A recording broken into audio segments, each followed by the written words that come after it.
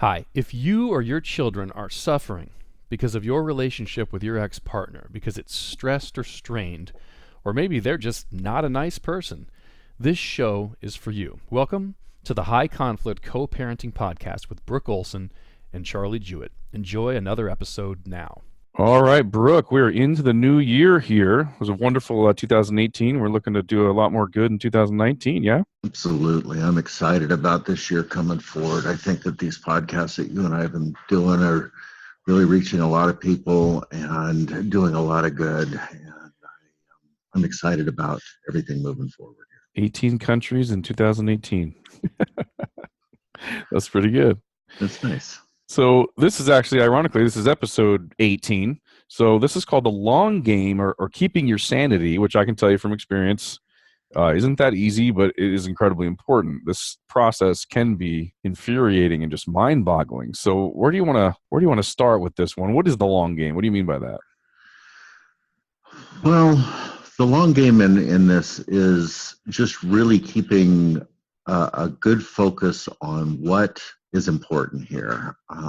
We always keep coming back to the kids, and the reason that we keep grinding on this is to keep them insulated, to keep them safe, and also to really be able to normalize our lives. And the personalities that come into the high conflict are infuriating. They are constantly knocking on our doors. They're tipping us off balance.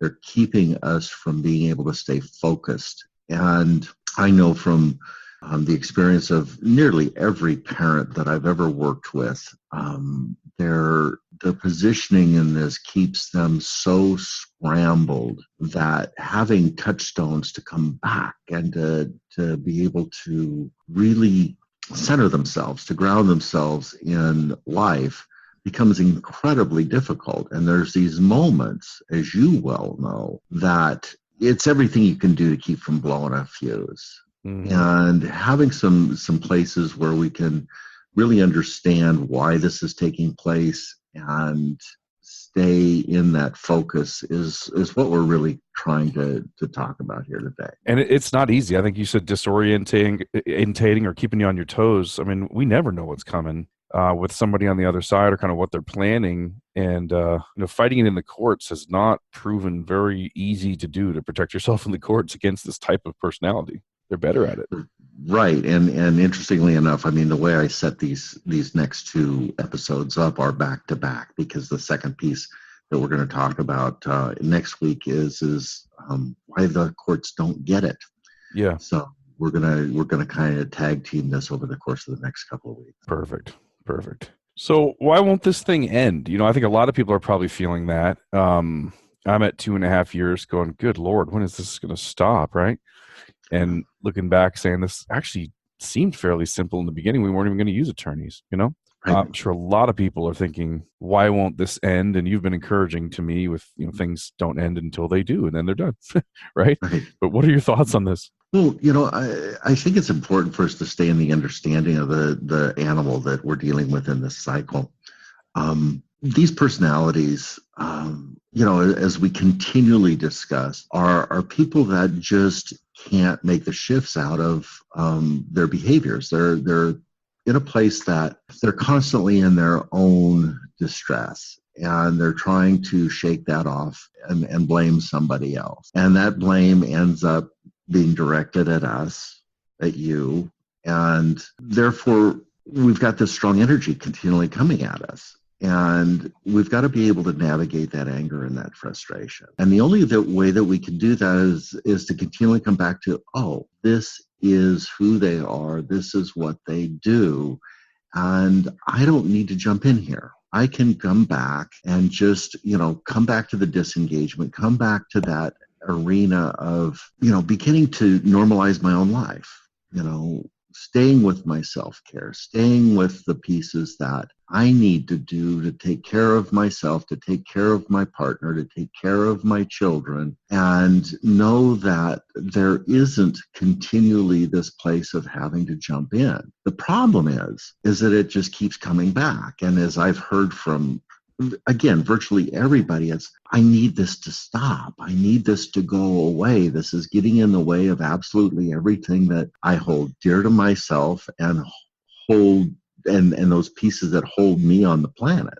Yeah. Why is this continuing to go on? You know, you and I had this conversation last week. It's like, this is crazy stuff.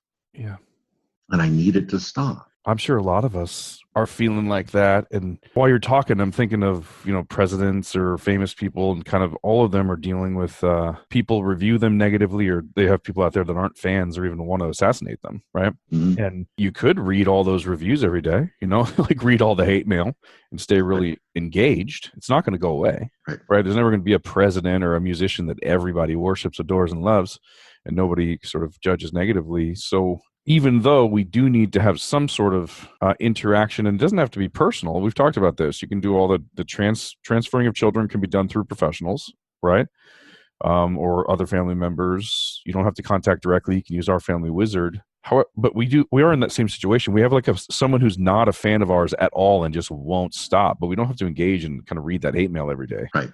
And I like the way that you put that, because we have a job to do, right? Yeah. And that job is life. And this is not the focus here. The focus here is what is important. Again, family, job, the places in our life where we want to have a positive effect on our world. And, again, where we put our attention is where is what we begin to create. So a lot of like the why won't this end, or I need this to stop, there's a part of that we can't control, and that's the actual stopping. We can't make the other person stop being who they are. We can't make them stop doing the things they do. But it does sound like if we look back at the way we've handled it, the way we've responded, and the emotions that creates, how do we put an end to that, or when will this stop? Well, that's when we decide to. We can do this differently going forward, right? And have some control over kind of stopping. Because Tony Robbins is really good at saying things like, it's not, you really don't want money. You want the emotions you think money's going to give you. You really don't want you really don't want this thing to end. You want to feel like you think you're going to feel when it ends, or if it ended, right? Well, why not feel that way now? Try to pick what that would feel like, what it is that you're actually after, and say, how do I have that right now by choice? Some of that, some of the easiest, I'm sure there's people that have heard the disengage show and are still giving into that temptation to have text fights back and forth and stuff like that. Right. Because of the sensation it brings. Yeah, because you're also sort of caught in the creatures of habit kind of thing too, right? And we talked about this. When I finally was like completely done and had no place to talk about what was upsetting to me anymore, I kind of missed it because I wanted that outlet, right? To be able to have someone hear my story like, I was wrong, you know what I mean? And it when there's nowhere to do that, it's kind of hard. So I can understand why it's hard for people to give up some of the engagement, but the engagement it's the engagement that's hurting them, not that the other person is different than them, right? It's engaging in it. If somebody throws, remember the game Hot Potato, right? So throws like a burning coal at you, just don't catch it and you should be all right. Step aside. Yep, let it splat on the floor.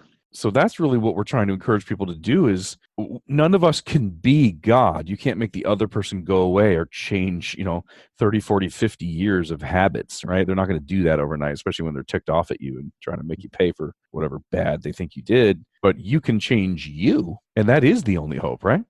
Right. And, we've been talking about, the neurobiology of conflict and how that really plays into this piece. And this is really what we continue to talk about. And the self-care component, when we're in the middle of this frustrating process of dealing with these personalities, is really a game changer. And how often in that do we go in the opposite direction? It's like you and I are talking right now about stepping aside and letting that potato fall on the floor. But the reaction is to catch the potato. The reaction is to throw it back at the other person. The reaction is to do that. And that's the creation of something that has really got a negative outcome for everybody on the process. And when we run against the river a little bit here, when we lean back into taking care of ourselves and our family and our children, and we start to do things like eating well and taking care of the body so the neurology is working in a better fashion, and then we add in the components of pleasure, the pleasure of play, the pleasure of relationship, the pleasure of that interaction, then we create that place of, oh, this is where I want to be and this is where I'm heading. And we're more available for our jobs. We're more available for those things that we say that we want.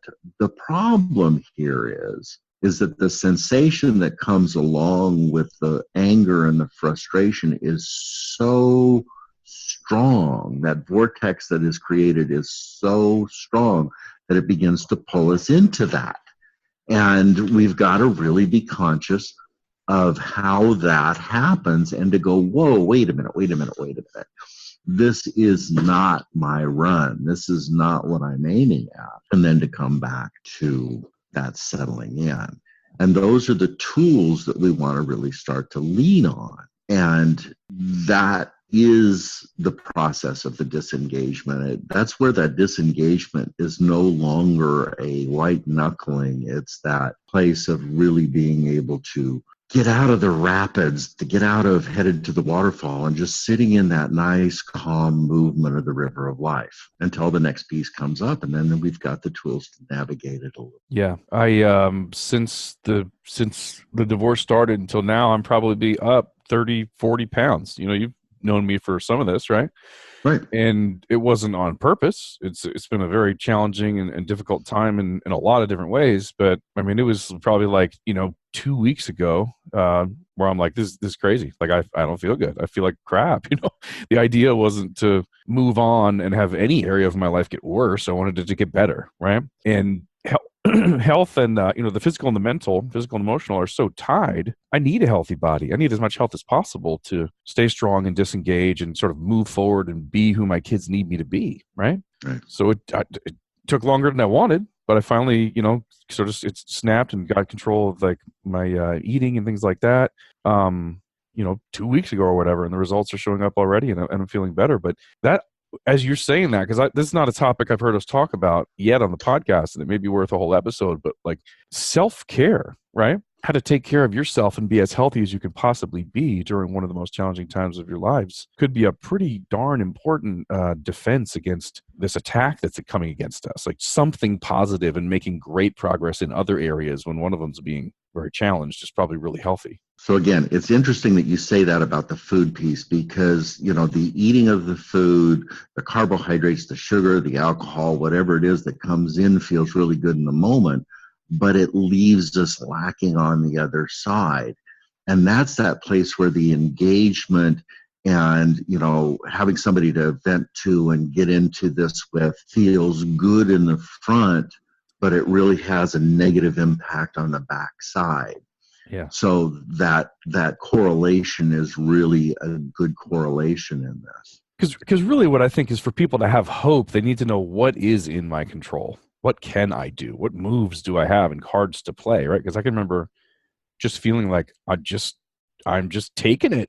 You know what I mean? It's just suffering and there's like no moves to make, right? Mm-hmm. But yet there are moves to make. There's visualization. There's, prayer if you do that. There's journaling. There's exercise and eating right and making yourself, there's a lot of moves that can be made they're probably necessary because whatever you focus on, you're going to move towards, right? You're going to feel or sort of, what did I want to say? Your feelings are going to come from your thoughts, right? And your emotions, and then you are what you eat. We know kind of that piece of it. So when you can't control the thing that you so want to, which is make this person stop hurting me or stop attacking me or stop lying or whatever it is, right? Turning towards the positive, like, well, what can I do, right? What can I focus on right now becomes even more important. Health is always important. Self-care is always important. But I think at a time like this, when you're suffering or under attack, it's probably even more important because what's the alternative? Is sit around and bellyache about the attack and curse God and curse people and curse the courts and do everything I've done, right?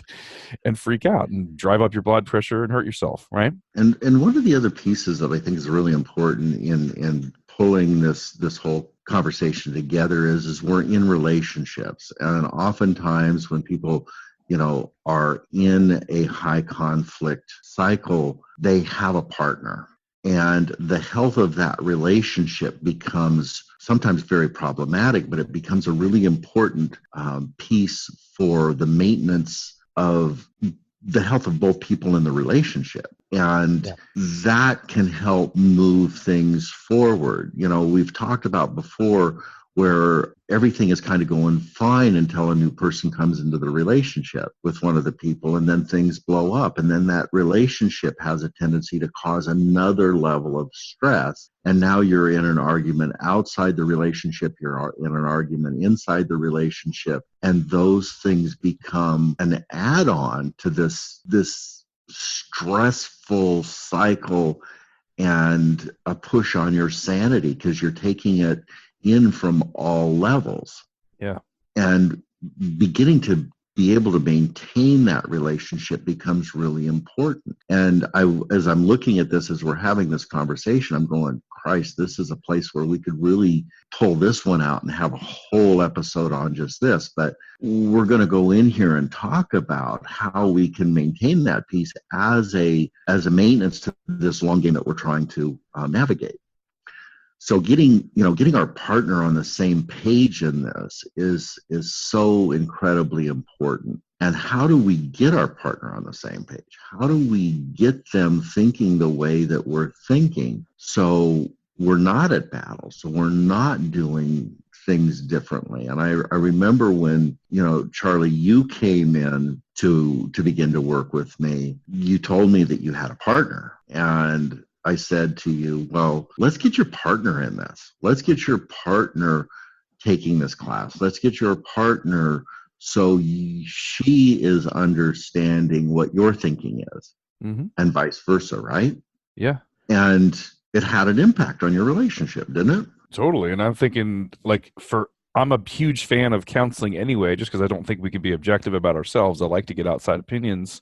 So for any normal, healthy relationship or relationship that's challenged, counseling is such a big, important deal, even if it's just maintenance, right? Just being as good as you can be. For sure. How many counselors would understand a relationship like this, where one of the people is going through this type of high conflict, battle with an ex, and then you have this other person who's maybe never even seen this before? Man, if they don't understand or have some sort of counseling, there are going to be some serious troubles inside of this new relationship. So we've never talked about this, but I'm assuming that sort of relationship coaching or help is another thing that you could do that probably you're not going to find at your counselor down the street, right? For sure. And, again, just even taking the class and having both people having the same set of tools, because if they don't come from this, if they don't understand this, if they haven't been in this, everything that we talk about in my classes and my coaching in this is counterintuitive.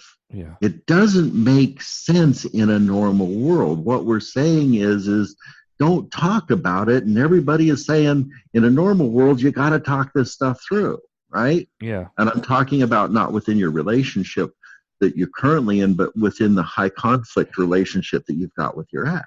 Right. And when somebody is going, wait a minute, that sounds crazy to me, that's not how normal people do it, they have to be able to come into this idea of this isn't normal anymore. We're in bizarro land. Yeah. So really being able to bring those components in and having your partners get on board with what we're teaching here, with what you're hearing here, and then be able to work those components together, saying, okay, yeah, this is that, this is how this goes, this is where crazy happens. At the time that my girlfriend and I were attending the class, it became like a little family, you know what I mean? And probably some people who are better at making friends than I am, or more like excited about having new relationships, would probably form not just short-term relationships, but long-term friendships, because any group of people, right? People that were injured at war or whatever and lost their legs or whatever, any group of people going through a similar type of trauma or similar life situation can find a lot of koinonia, a lot of fellowship, right? And camaraderie and relationship support in being around other people that understand that and are going through the same thing.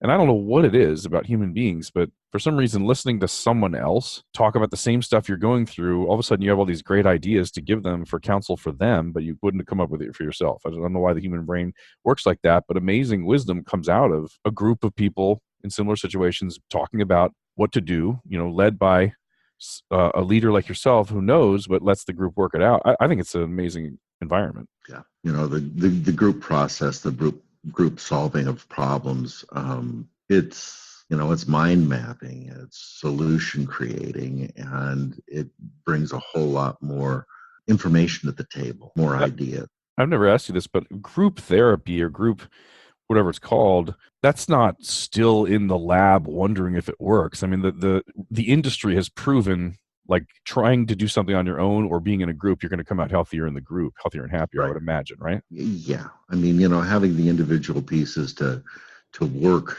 through your individual stuff is important, but being able to have a group setting that can have people around the table that relate directly brings a whole nother level to it. Yeah. And this is so niche. It's not like you can go down to your church and say, well, when's the AA group? And then when's the, drug addicts? And then when's the high conflict group? They're not going to have that.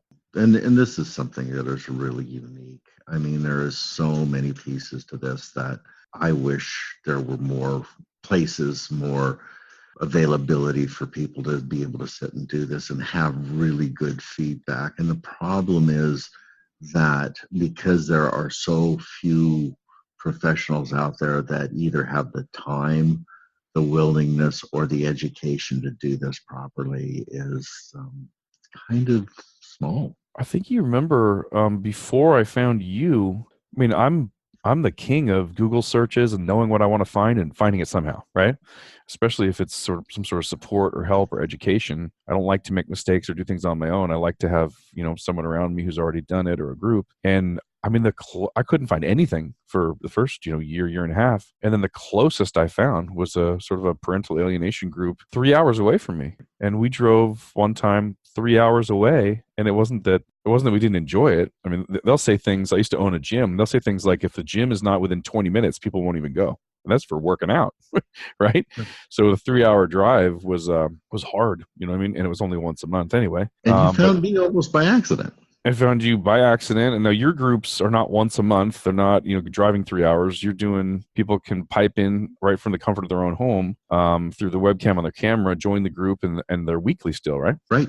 Awesome. So I can tell you guys, as someone who's participated in the class, I loved the class. I think it's a very smart way to stay sane and continue working on self-care. And plus, there are things that you can apply instantly that I wouldn't have learned somewhere else. So I'm a huge fan of the class. So, getting the partner on the same page, that's obviously hugely important. Taking time to play. I like that, right? We should be playing. I mean, you don't outgrow the need for joy and happiness once you stop being a kid, right? Right. And playing with your partner, taking time to have joyful engagement with your partner is essential for any relationship, but mandatory in this type of a thing because there's so much drag on the relationship. There's so much tension coming in that even if you've got the tools to handle it, there's this constant pinging and pulling you away into that sensation of yuck. And as my girlfriend would say, we want to add more yum into the conversation. We want to have this place where we can play and to utilize the time that the kids are with the other parent to create that play, to have time to just enjoy the yum of this person that we are in relationship with. Right. And through that, also creating some transitions, your own transitions. We've talked about transitions for the kids, but what about the transitions for the parents? What about those places where, we are ready to receive the children as they come back and they're nuts, and to be able to have our own capacity and settled in. So when those kids come charging in from that chaotic place that they've been, and they hit our door, that we are full and we are attached to one another and we're ready to take this on together and enjoy it. Isn't, like, on an energy level, right? The sort of the invisible world that we don't know, we can't see all that's going on. Isn't this one of the most important things you can do to provide a healthy environment for your kids is when they're not there? Yes. Making sure that you and your partner are totally connected, totally in sync, happy, have all the yum like you're talking about. And the kids can't see it. right? But if they walk back in, like I remember leaving very purposefully. I didn't want to go through a divorce. I didn't want my family to be a divorced family because I grew up like that and didn't like it. But I'm like, our house is miserable. Like everyone's miserable. And if I leave, I get a chance to have one happy home at least, maybe two, right? But at least if I could go create one happy environment and one other view of what it looks like to have a home. Because I remember my dad left when I was 2, and I didn't even see like bad parenting. I don't know what it looks like to have a dad in the home, right? Because I never saw it. I didn't see a bad version to say I'm not going to do this. I didn't see a good version to just follow, just nothing. You know what I mean? So as a dad, I felt like I was having to make it up or wing it. I was like, I could show them one other version of what home could look like instead of the very sort of stressful place that we had going on. This work you're doing on you, self-care, and the work you're doing on your relationship, play, and counseling, it really is creating that sort of energy, the healthy, happy energy when these kids do transition from the crazy and come in, right? Right. They've got a landing pad. They've got somebody that they're looking at that's going, oh, wow, this feels good. And again, we talk about it all the time, but kids gravitate to health. And I don't remember what the statistic is, but that, you know, that common saying, people remember blank percent of what you say, blank percent of what you do, but they always remember how you made them feel, right? Yes. Probably the most important thing for your household is not the right set of house rules, the way that the words you say when you're disciplining or correcting or loving. It's probably more, what does it feel like to be here? Yeah. Because they're going to remember that when they grow up. Like, it just felt warm and loving and safe, you know? Am I settled? This feels good. Yeah. So this is a good place. I'd never thought of this before, but you taught that we should create positive anticipation for children, right? Like, let them know some of the things that are coming so that while they're not with you, they're looking forward to it, even if you have to divide and conquer. Like, this one loves movies, this one loves horses or whatever. So you can have one kid, by themselves for a little while and go horseback riding or whatever it is. This is a way you could use the same thing for these dates and this playtime, is create positive anticipation in your partner. Next Absolutely. time, next time the kids are gone, baby, here's what's going to happen. Boom, boom, boom. Whatever it is, it's some date night or movie, or some event where you're out or something you're going to do at home. Why not use that positive anticipation the same way it's effective on the kids for your own relationship? Right. This is creating your own transitions. This is creating your own rituals. This is creating all of the pieces that you were talking about. The kids, the children's nervous systems are the same as ours. We react the same way, and why wouldn't you create those same things for yourself? Yep, that's awesome. A lot of times, I don't know why this pops into my head just right now, but my girlfriend is just truly my partner, and a lot of times before the kids come over, we'll give each other a high five or just look at each other and be like, all right, ready to make some amazing memories. Yep. And just love on these kids and just create the healthiest environment. Let's just do our best, right? Sure. And we get kind of psyched up, like people smashing each other's heads before a football game or whatever. It's just like, it's about to happen, here it comes. I don't have them as much as I want to, but let's make the time we have as quality and as awesome as possible. And we get psyched and do it. And then we want to add in, the piece that we were talking about before, as well as having counseling together. I mean, we can't do this by ourselves. We've got to have some help. I mean, every relationship needs a third party that they can go to and say, wait a minute, what's not working here? How is this not coming together the way we want it to come together? And how do we make it come back in? Right. Just again, this relates right back up to where we were before in terms of the self-care. As a matter of fact, we should have probably put it in there in this conversation, because without having somebody that can help us lead into that direction, we're going to get lost. We need a map. We need a guide, and having some good counseling along the way to work through those places that are of great stress and to put some perspective into it can really be one of the most important things that you do. There's a belief, and it's probably been more in men than women from what I've seen, but there's somehow a belief that exists in our country that counseling means you're weak or you shouldn't need it, or somehow you're admitting something is wrong with you, right? I know someone who was married to a man that was like, I will never go to counseling. And when she wanted the kids to have counseling, he was fighting it because it was whatever it is. I mean, you don't bathe because something's wrong with you. You bathe to stay clean. You don't eat because something's wrong with you. You eat to keep feeding your body with the nutrition it needs to build strong cells. In my world, counseling is just health. It's just maintenance. It's like, let's make sure our thoughts are clean. Let's make sure our thoughts are accurate. Let's make sure we're focused on truth, not lies, right? Right.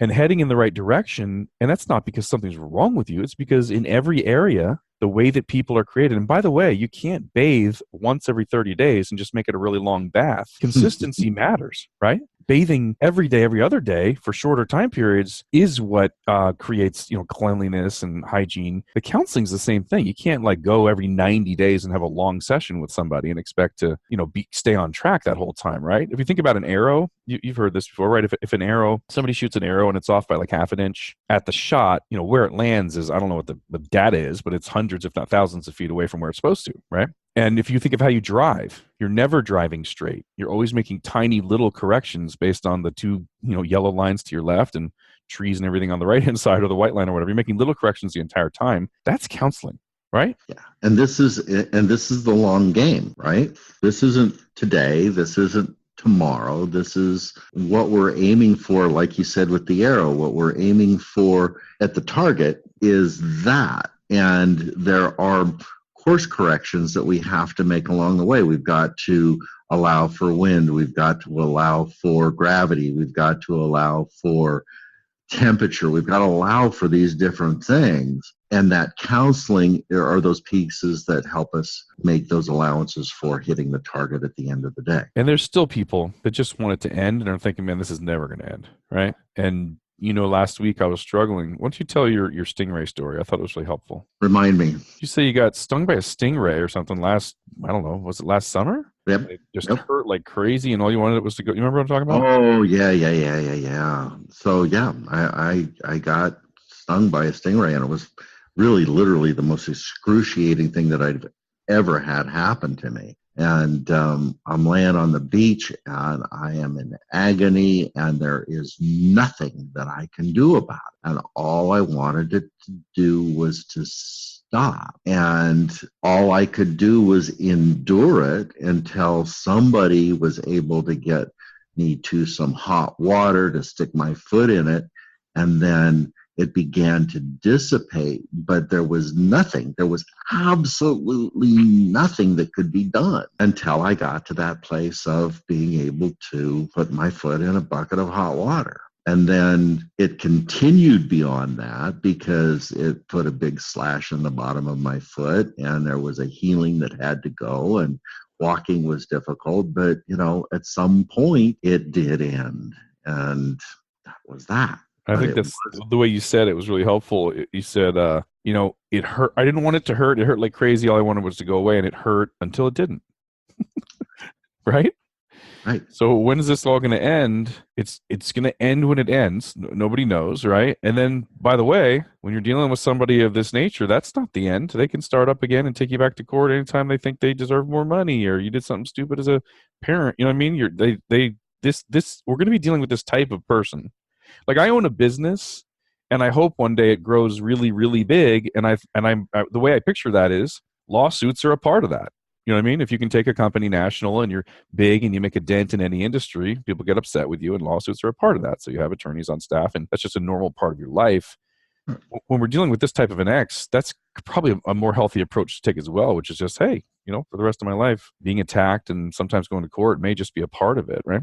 Yes, and having the attitude of just really keeping on track, like with a business, I'm growing my business. I'm making this as healthy as I can, and I'm going to make the adjustments that I have to make as I go. And, oh, by the way, I'm going to have an attorney. I'm going to have an accountant.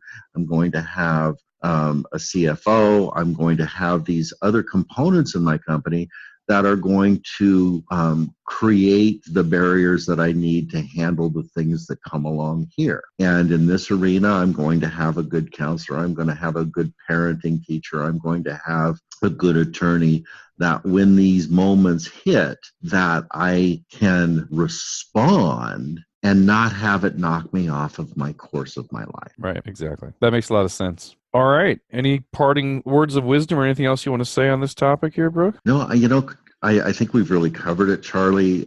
This is a place that I really want people to come back and sit on and contemplate and really staying with that end of it's done when it's done. And what we're gaining out of this process is something that is really important for our lives. It isn't just about the conflict. It isn't just about this other person that is keeping us in this tension field that we so desperately want to escape. It's about learning capacities and how to deal with things differently. Yep. And it extends into every aspect of your life. And if you can really stay with the gratitude of what this person is bringing to you rather than that place that they are keeping you in agony, it really changes how things.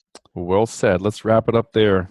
Guys, this has been episode 18 with Brooke Olson and Charlie Jewett, The Long Game, Keeping Your Sanity. We definitely want you guys to stay sane as you go through this difficult process. We've both been through this. I'm in the middle of it. And we both would suggest that you don't do it alone. You can reach out to Brooke. You can reach out to Brooke for one-on-one counseling or for some coaching or for some of his materials, or maybe to join that group that I went through that I thought was so helpful. And we'll see you guys next week when we come back with episode 19.